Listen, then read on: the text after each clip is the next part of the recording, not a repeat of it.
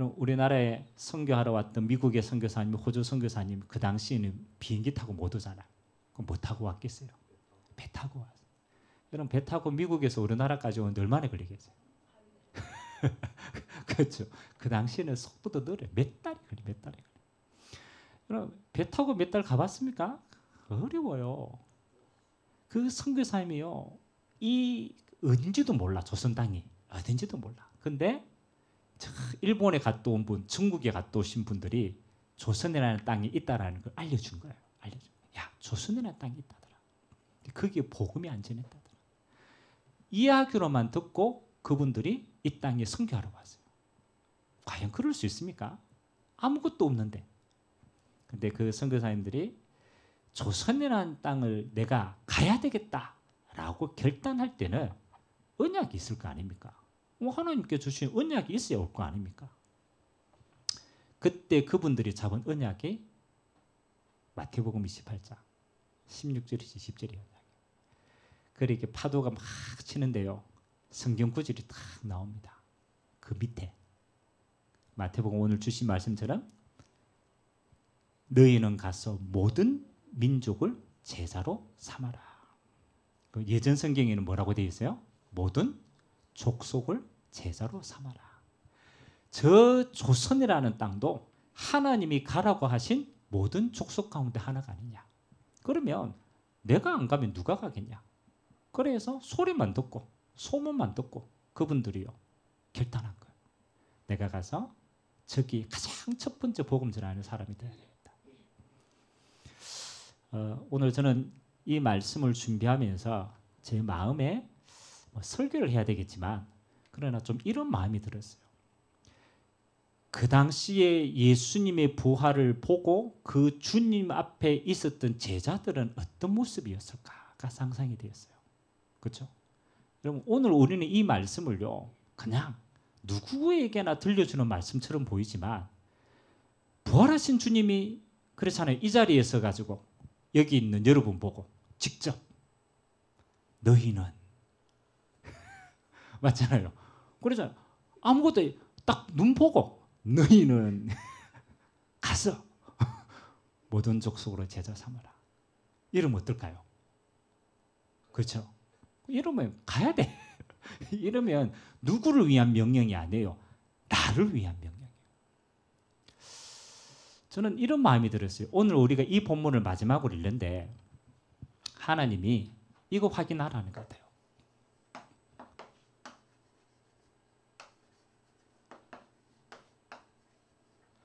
나의 하나님 나라 미션이 있어야 된다. 나의 하나님 나라에 있어야 된다. 보통은 신앙생활 할 때 저도 예전에 그런 것 같아요. 하나님 말씀을 받을 때 그렇잖아요. 하나님의 말씀을 받을 때 저 말씀은 누군가에게 주어진 메시지지. 그렇죠? 누군가에게 주시는 메시지지.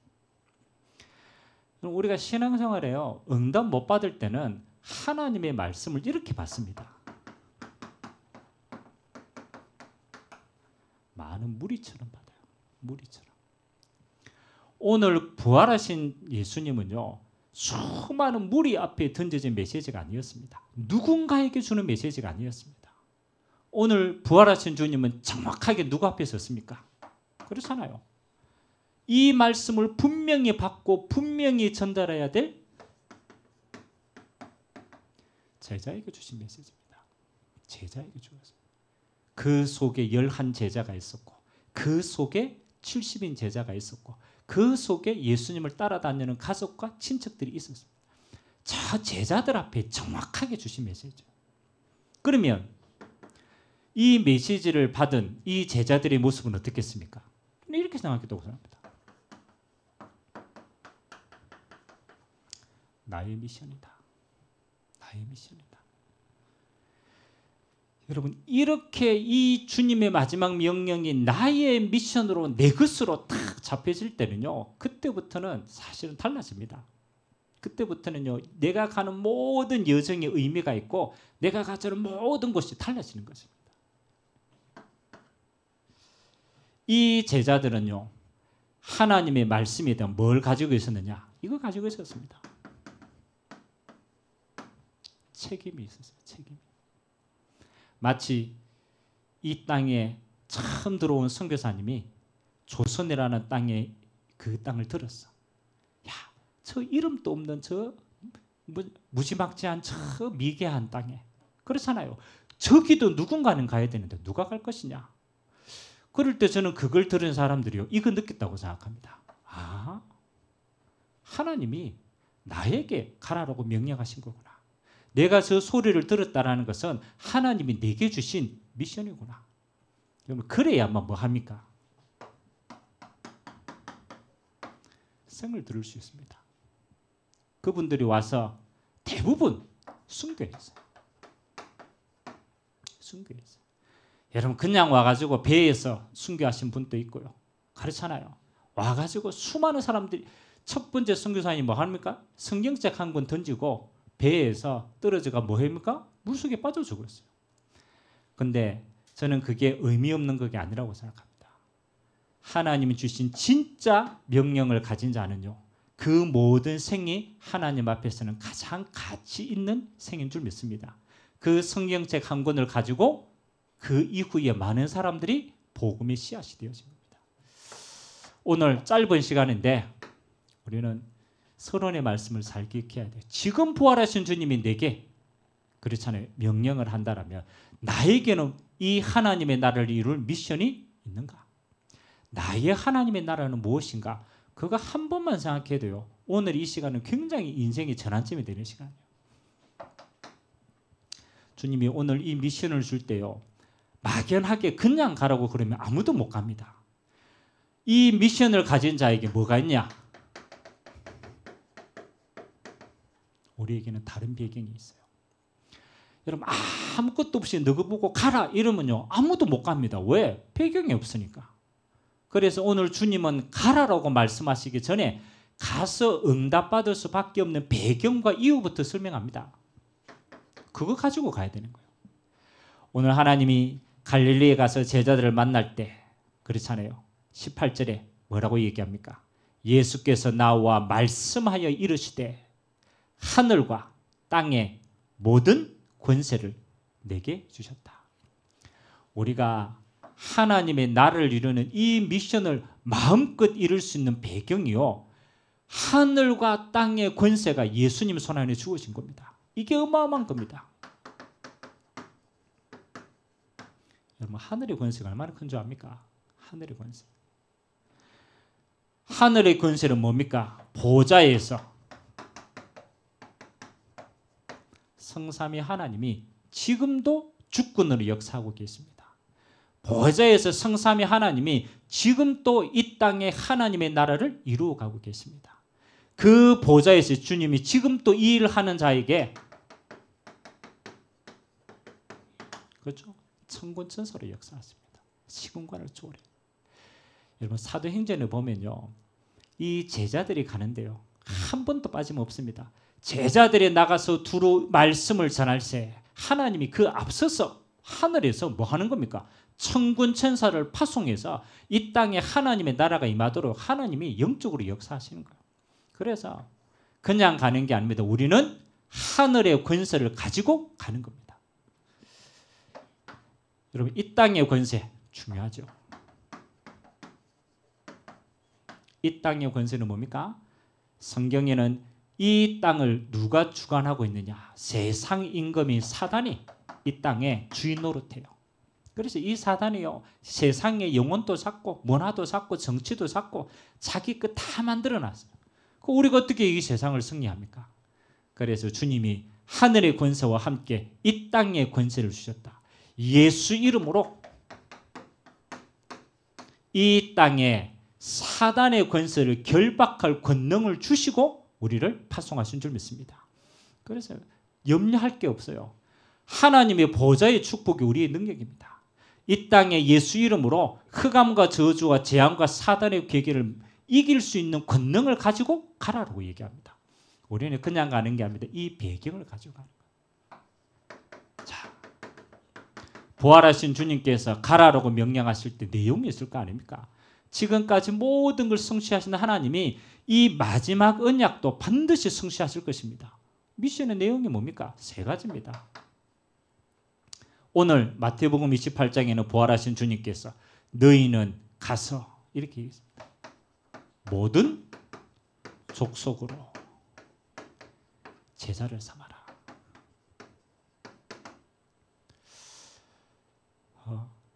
하나님은요, 세계 복음하는 이 귀한 일에 하나님은 지금 또 모든 민족 속에 뭐 하고 있느냐? 제자를 예비하고 계시다.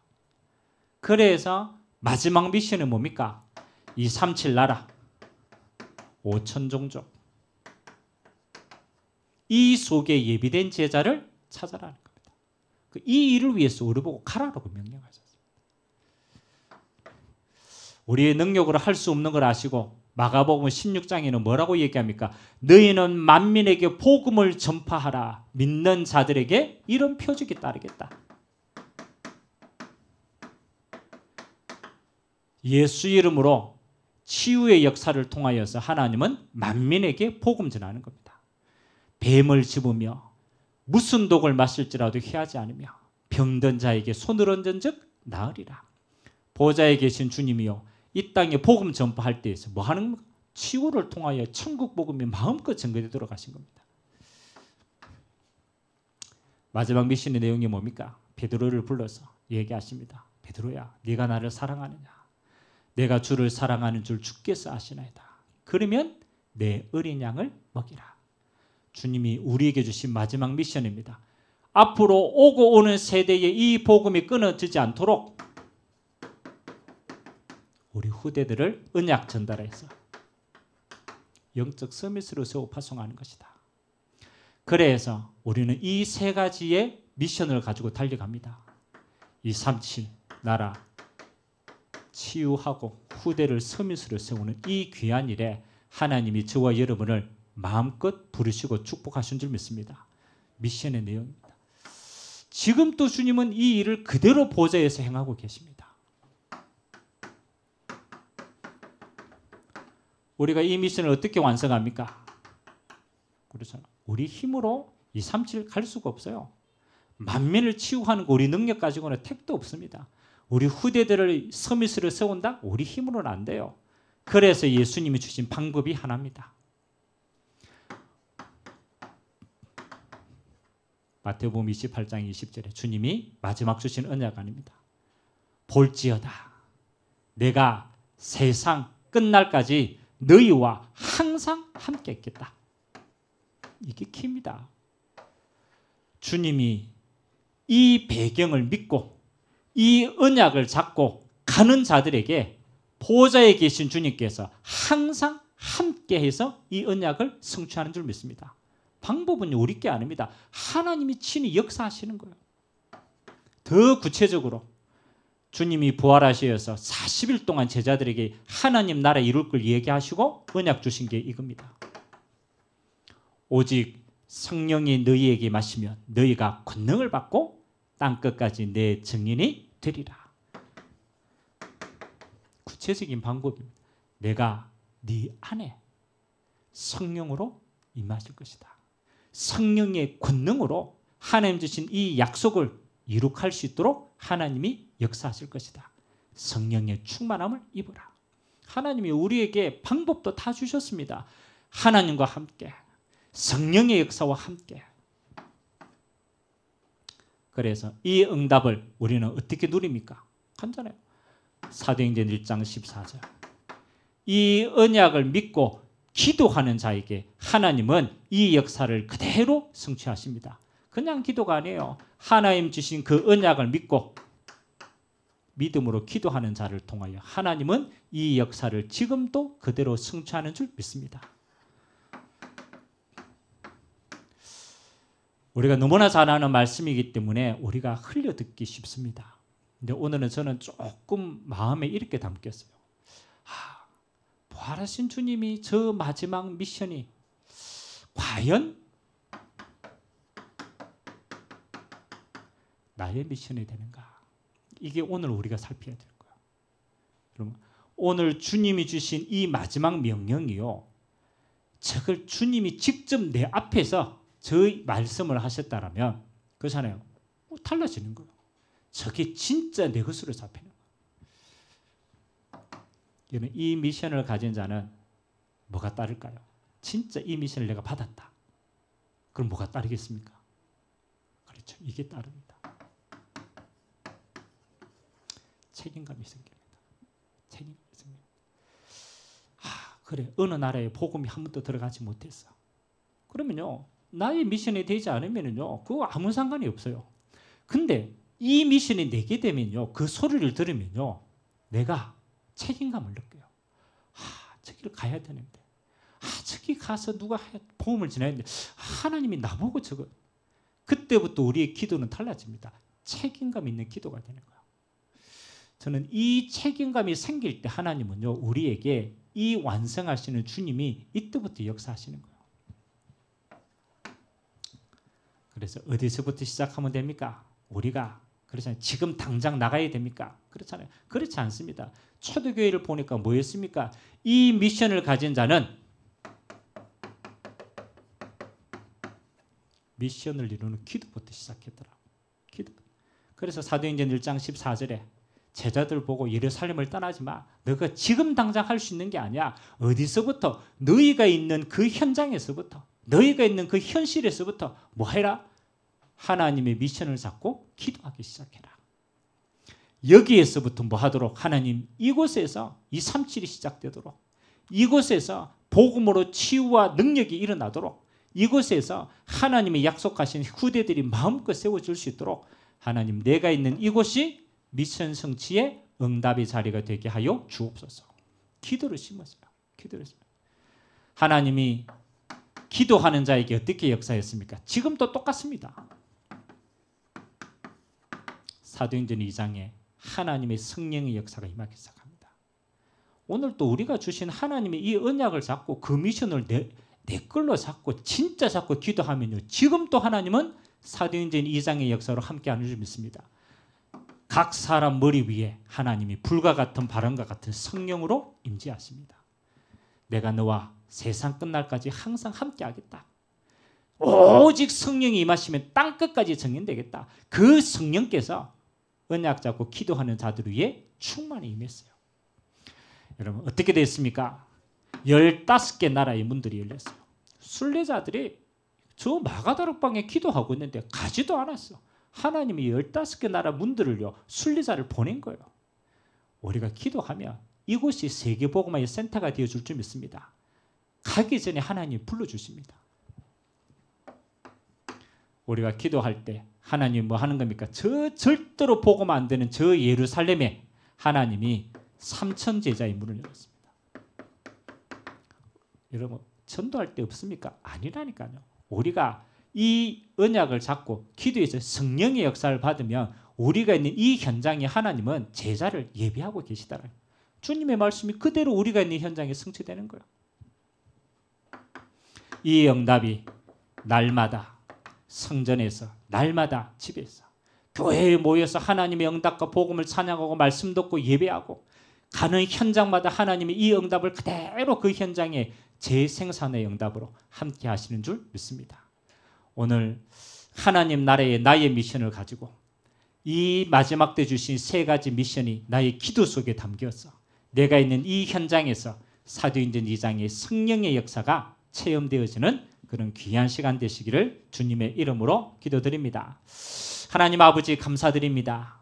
부활하신 주님께서 제자들을 부르시고 그 제자들 한 사람 한 사람에게 하늘과 땅의 권세를 가지시고 너희는 가서 모든 족속으로 제자 삼고 만민을 치유하고 후대를 세워나갈 수 있는 영원한 미션을 주시고 이 언약 잡고 기도하는 자를 통하여 하나님의 성령 역사로 이 미션을 성취케 하심을 고백합니다. 오늘 이 자리가 하나님의 언약이 성취되는 자리가 되게 하여 주옵소서. 오늘 이 자리가 마가다락방의 성령의 역사가 임재하는 자리가 되게 하여 주옵소서. 이곳에서 237의 문이 열리게 하시고 이것을 통하여 만민을 치유하는 역사가 있게 하시고 우리 후대들이 서밋으로 세워지는 증거 있는 시간 되도록 은혜에 베풀어 주옵소서. 오늘도 합심으로 기도하는 시간 보좌에 계신 성삼위 하나님이 각 사람 머리 위에 하나씩 임재하여 주시고 하나님의 나라가 이루어지는 시간 되도록 역사하여 주옵소서. 감사를 드리며 살아계신 예수 그리스도의 이름으로 기도드리옵나이다. 아멘.